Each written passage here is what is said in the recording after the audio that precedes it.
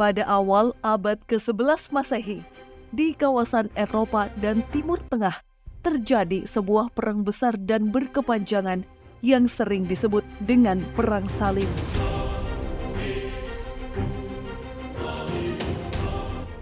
Salah satu pertempuran besar yang melibatkan umat Kristen dengan Muslim. Di balik itu semua, banyak keanehan dan keganjilan terjadi selama Perang Salib. Berbagai kejanggalan dalam Perang Salib akan membuat kita berpikir ulang jika perang ini adalah perang agama. Pandangan bahwa Perang Salib adalah perang agama terlanjur melekat di benak banyak orang. Asumsi ini akhirnya mendorong ketegangan dan kecurigaan antara dua agama besar selama berabad-abad lamanya. Jika bukan karena agama, jadi apa yang melatar belakangi pecahnya Perang Salib?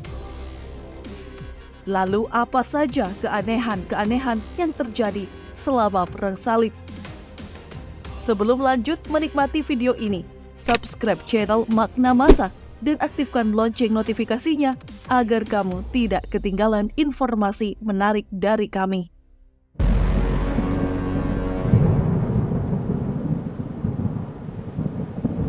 Pada tahun 1095, Kaisar Bizantium, Alexius Comnenus, meminta bantuan Gereja Katolik Barat untuk menghentikan ekspansi kerajaan Muslim Saljuk yang semakin menggerogoti wilayah Kekaisaran Romawi Timur.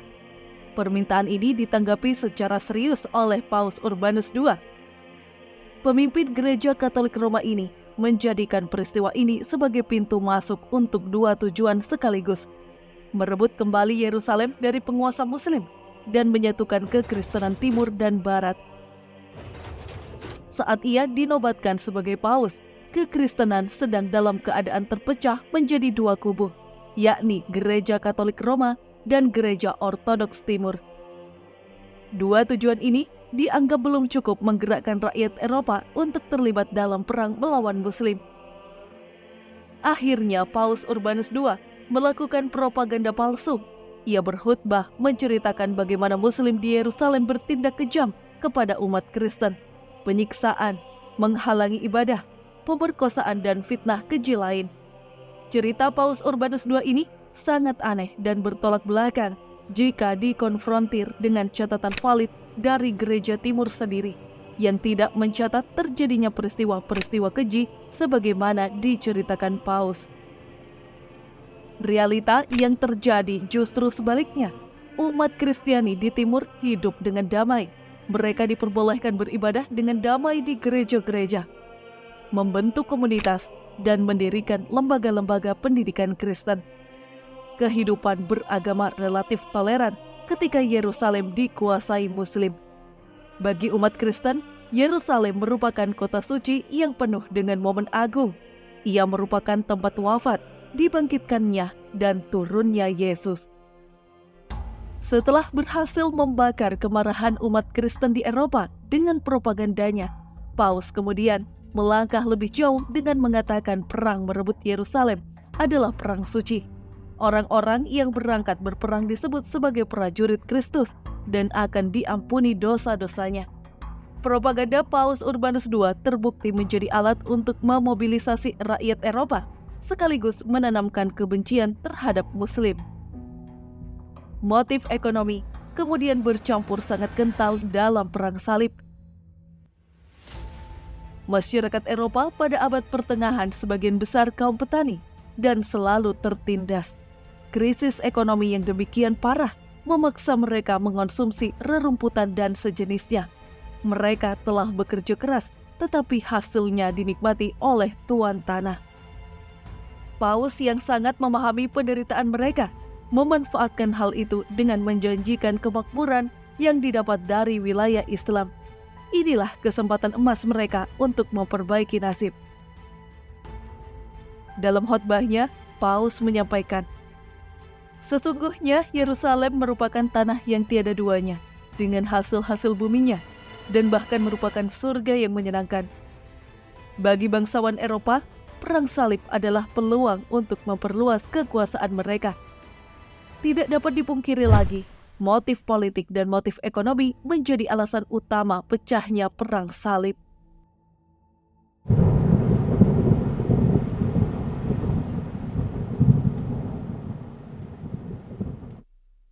Propaganda Paus berhasil menggerakkan umat Kristiani saat itu untuk berangkat menuju Yerusalem. Di antaranya adalah Peter the Hermit atau Peter Sang Pertapa. Ia adalah seorang pengkhotbah miskin di Perancis. Ia berkhutbah dari satu desa ke desa, mengajak rakyat jelata terlibat dalam perang suci. Menurut World History Encyclopedia, kelompok yang dibentuk Peter menjadi kelompok terbesar pertama yang terlibat dalam perang salib. Mereka inilah yang kemudian dikenal dengan pasukan salib rakyat. Sebagian besar dari orang-orang ini adalah petani atau pekerja miskin yang terpengaruh propaganda Peter tentang pengampunan dosa dan perbaikan nasib. Peter juga merekrut beberapa kesatria atau prajurit sungguhan, tetapi mayoritas pasukannya tetaplah orang biasa, termasuk para pelaku kriminal. Gelombang pertama pasukan salib ini dikabarkan tidak disiplin, sebagaimana dicatat dalam buku Peter the Hermit and the People's Crusade. Ribuan orang tewas dalam perjalanan Peter melintasi Eropa hingga ke Asia Kecil. Mirisnya, mereka tewas bukan karena perang dengan pasukan Muslim, tapi karena kekurangan makanan. Kelaparan membuat mereka menjarah desa-desa yang dilewatinya. Pasukan Kristus itu justru menjadi momok yang menakutkan bagi penduduk Eropa lainnya, terutama mereka yang beragama Yahudi. Sejarah mencatat, Perang Salib pertama yang terjadi pada 1096 sampai 1099 diwarnai dengan pembantaian kaum Yahudi oleh pasukan salib. Di Rhineland, Jerman, pasukan salib yang tidak terorganisir menyerang komunitas-komunitas Yahudi. Di situ orang-orang Yahudi diultimatum, apakah mau masuk Kristen atau dibunuh. Sekitar 12.000 orang Yahudi menemui ajal. Puncak keonaran pasukan salib dilakukan saat Yerusalem berhasil mereka rebut pada 15 Juli 1099. The Catholic Encyclopedia menulis, orang-orang Kristen masuk ke Yerusalem dari segala sisi dan membantai penduduknya tanpa memedulikan usia atau jenis kelamin. Anehnya, pembantaian itu tidak hanya dialami kaum muslimin. Mereka yang beragama Yahudi dan Kristen Ortodoks tidak luput dari pembantaian. Sumber barat mengilustrasikan kengerian penaklukan Yerusalem dengan redaksi, darah membanjiri hingga selutut kuda. Padahal, ketika umat Islam menguasai Yerusalem pada 636, tidak ada pertumpahan darah. Dalam buku A History of Jerusalem, One City, Three Faiths, Karen Armstrong mencatat kisah indah tentang penaklukan Yerusalem oleh pasukan Islam di bawah kepemimpinan Umar bin Khattab. Tidak ada pembunuhan di sana, tidak ada penghancuran properti, tidak ada pembakaran simbol-simbol agama lain, tidak ada pengusiran atau pengambil alihan, dan tidak ada usaha untuk memaksa penduduk Yerusalem memeluk Islam. Namun semua berbanding terbalik ketika pasukan salib merebut Yerusalem.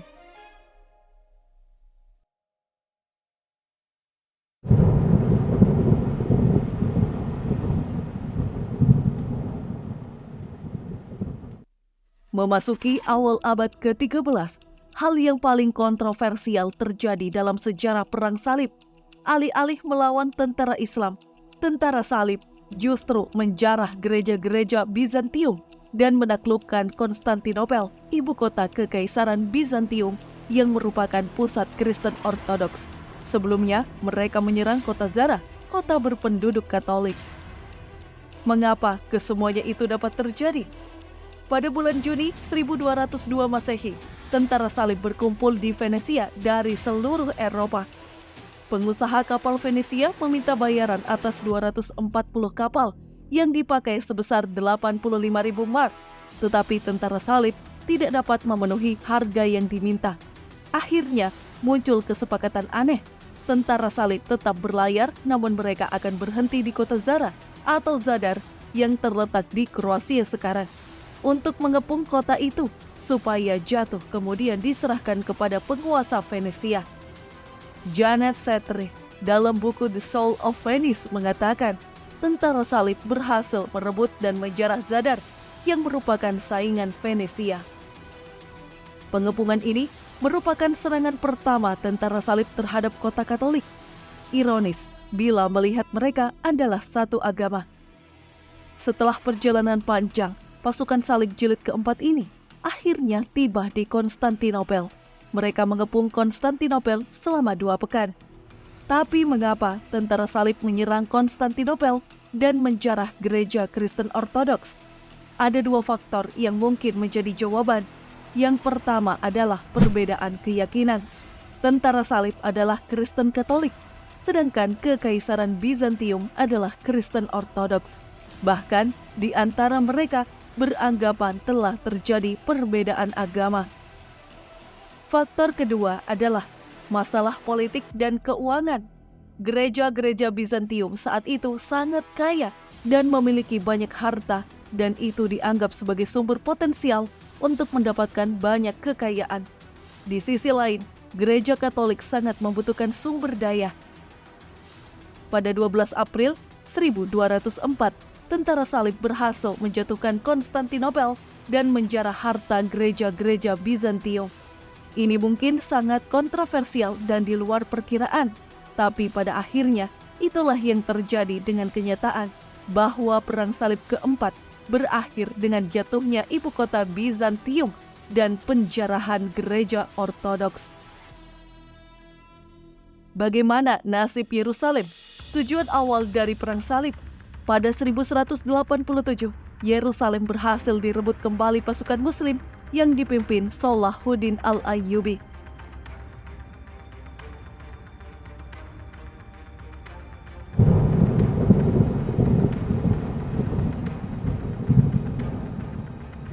Meskipun sentimen agama mewarnai Perang Salib, perang ini justru didorong oleh berbagai faktor politik, sosial, dan ekonomi yang lebih kompleks.